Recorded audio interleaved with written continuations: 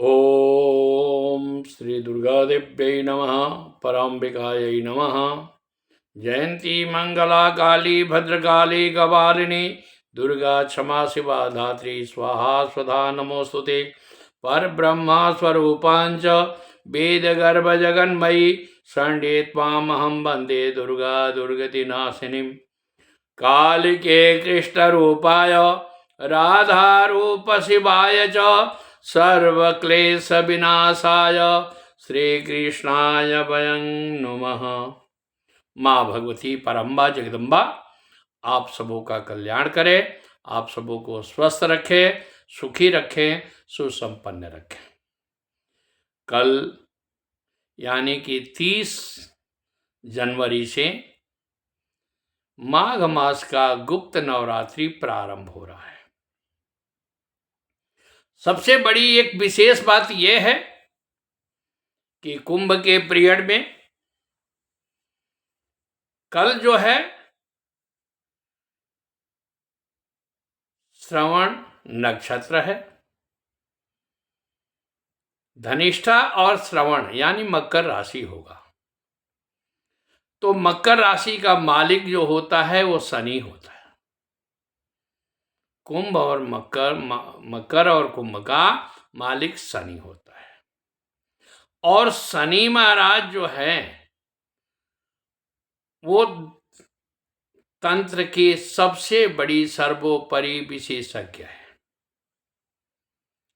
क्योंकि जिसके कुंडली में अगर 5वां घर में मंगल और शनि है, अगर मंगल उस घर को देख रहा है या मंगल बैठा है तो किसी उपाय से एक संतान हो सकती है।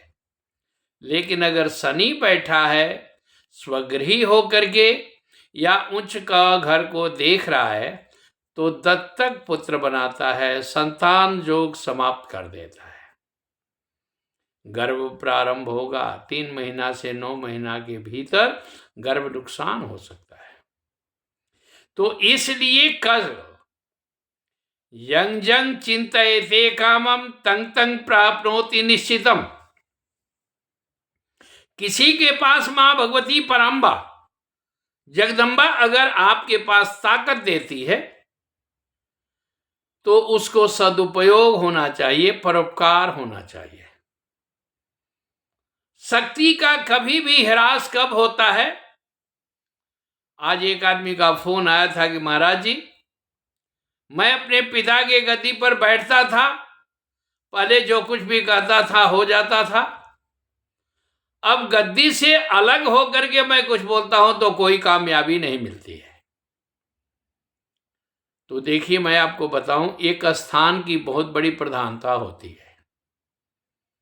लेकिन कुछ आदमी जो देवी को कहते हैं, देवियां की हमारे ऊपर देवी आती है, हमारे ऊपर हनुमान जी आते हैं, तो देखिए, एक बार जब परमात्मा कृपा कर देते हैं तो समाप्त नहीं करते हैं।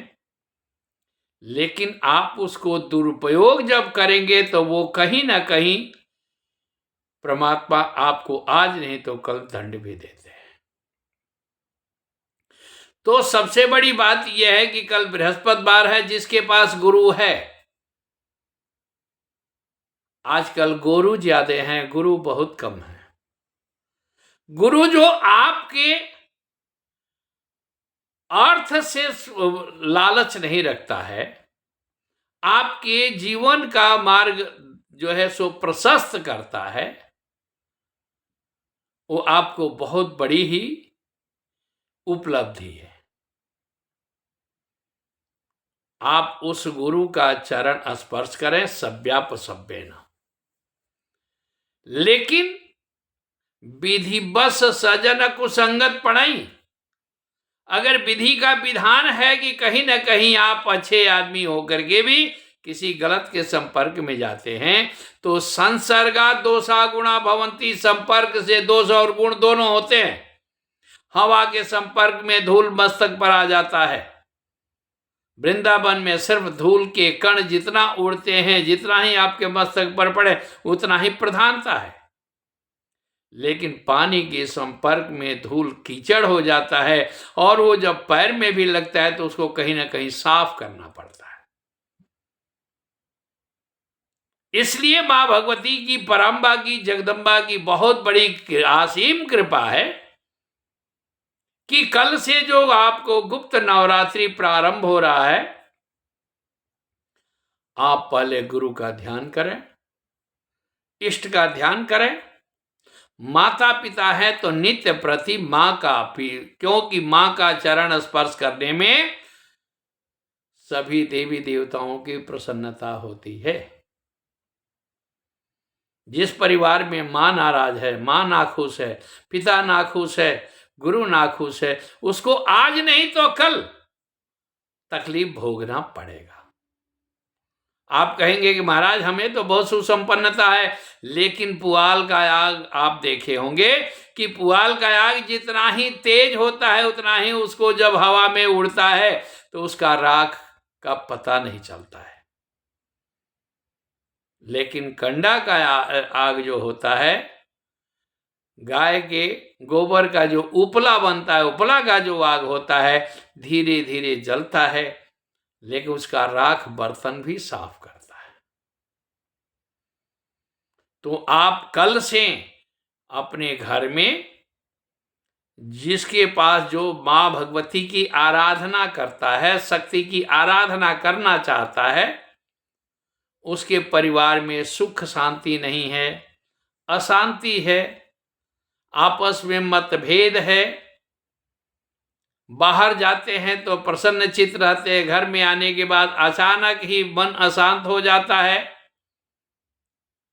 बच्चे बात नहीं सुनते हैं, उसके लिए सबसे बढ़िया साधन यह है कि कल से आप कलश स्थापन करके घी का दीपक जला लीजिए, मां भगवती की आराधना करें।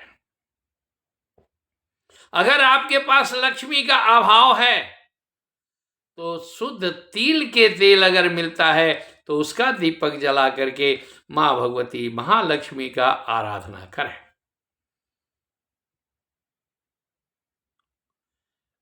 क्योंकि बिना आराधना से, बिना भक्ति से, बिना शक्ति से आपको कुछ भी प्राप्त नहीं होता है। आज कोई आदमी करोड़पति भी है, खाकपति भी है, आपके पास धन आकर के समाप्त हो जाता है, नहीं रह पाता, इसका मतलब कि परमात्मा के यहां से आपको दंड मिला है। आप कहीं ना कहीं अहंकार में आए हैं, चाहे वो सत्ता का हो, चाहे शक्ति का हो या आराधना का हो, कि मेरे पास बहुत ही बड़ी शक्तियां हैं, लेकिन वो शक्ति जब भी आपके पास अहंकार होगा तो कहीं ना कहीं ह्रास हो जाता है। तो अगर आपके परिवार में, मैंने एक आदमी का फोन आया था, उनको मैं कहा था कि आपके मकान में जो दोष है दक्षिण और पश्चिम के कोने में, वहां पर जो है सो 3 हाथ नीचे गड्ढा, 1 हाथ लंबा 1 हाथ चौड़ा करके गड्ढा खोन करके वहां का मिट्टी सारा निकाल करके कहीं बाहर फेंक दें। गंगा का मिट्टी मिलता है या रेत, वहां रख करके उसको बराबर करके वहां पर 21 दिन तक दीपक जलाइए। आपके परिवार में सुख शांति मिलेगी, आपके जीवन में बहुत से बदलाव होगा। अगर जिसके परिवार में कोई भय लगता है, बच्चे को भय लगता है, पत्नी को भय लगता है या उसको भय लगता है, तो दुर्गा कवच का कल से पाठ 9 बार नित्य प्रति करें। अगर कोई काम आपका रुक रहा है, काम नहीं संपन्न होता है, तो आप अर्गला स्तोत्र का पाठ 9 बार करें। अगर कोई मंत्र साधना करना चाहता है, उस साधना में सफल नहीं हो पाता है, कई बार मन भटक जाता है, कई बार कभी इसको साधना करें, इसको मंत्र जाप करें, इसको मंत्र जाप करें, अगर ऐसा मन में आता है तो सिद्ध कुंजिका का और रात्रि सूक्त का रात्रि में पाठ करिए, या सिद्ध कुंजिका जो है, को आप नित्य प्रति सिर्फ मंत्र जो है सो उसका आप जितना जाप कर सकते हैं जाप करिए। गूगल जला लीजिए, गूगल जला करके माँ भगवती की आराधना करें और आपके सभी प्रकार के कष्ट दूर होते हैं। क्योंकि अगर वाणी सिद्ध करना है, आप बहुत आदमी कहते हैं कि महाराज जी आप ये बताइए कि रात में हम पाठ कर सकते हैं कि नहीं, क्योंकि तुरीय संध्या रात्रि काल में ही होती है। 3 संध्या हर ब्राह्मण करते हैं, लेकिन चौथा संध्या जो है तुरीय संध्या जिसको कहते हैं रात्रि काल में 11 बजे से लेकर के 12:30 तक है। आप इस समय में अथर्व शीर्ष का नित्य प्रति पाठ करिए, आपको वाणी सिद्ध हो जाएगी। 108 बार अगर करते हैं अथर्व शीर्ष नित्य प्रति, तो आपको देखिए कि 9 दिन के अंदर अंदर ही जिसको जो कहेंगे हो जाएगा। लेकिन आपसे करबद्ध प्रार्थना है कि आप ये कह करके अगर ये सिद्ध हो जाता है, आप किसी को गलत शब्द नहीं कहेंगे। नहीं तो गलत शब्द कहेंगे तो उसका नुकसान तो होगा, लेकिन प्रति उत्तर में आपका भी नुकसान होगा।